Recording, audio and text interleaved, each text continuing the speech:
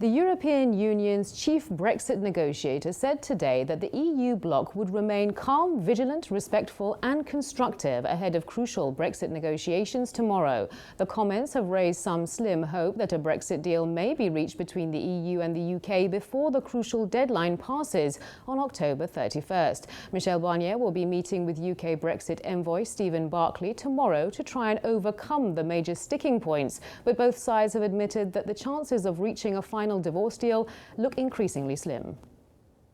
Is the deal still possible? Thank you.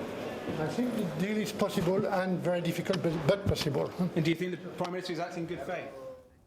Earlier we spoke to political analyst Marcus Papadopoulos, and I asked him whether it would be fair to say that no deal and the subsequent blame game was the government's strategy all along.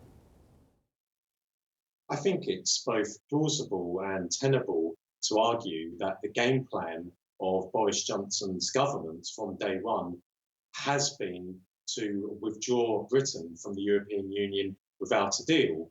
After all, most Brexiteers in the Conservative Party at Westminster, and especially those in the Europe Reform Group, are of the opinion that even if they wanted to compromise with the EU, which they don't, but even if they wanted to, they're simply unable to, because that would mean them having to compromise with the EU over the Irish backstop.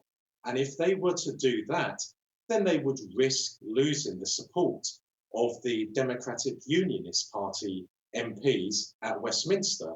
And let us not forget, it is those 10 DUP MPs who have propped up the Conservative government ever since the 2017 general election.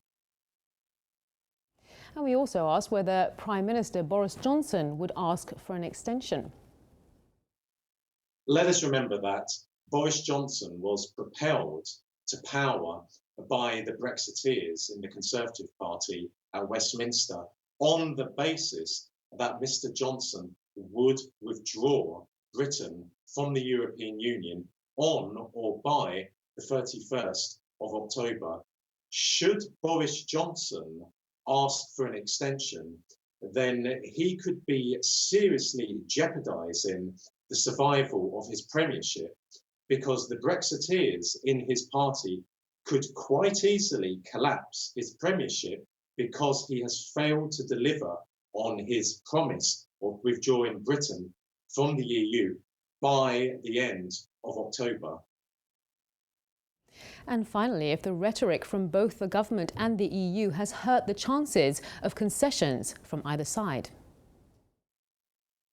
Whilst I have no sympathies whatsoever for the European Union and its representatives of whatever nationality they are, be it German, French, British or Italian or Polish, I would say this: the European Union cannot give any more concessions to the United Kingdom over Brexit.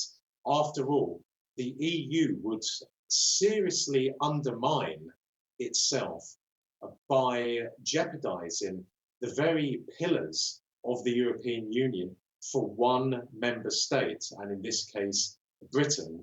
So the ball really... Marcus Papadopoulos speaking for us earlier.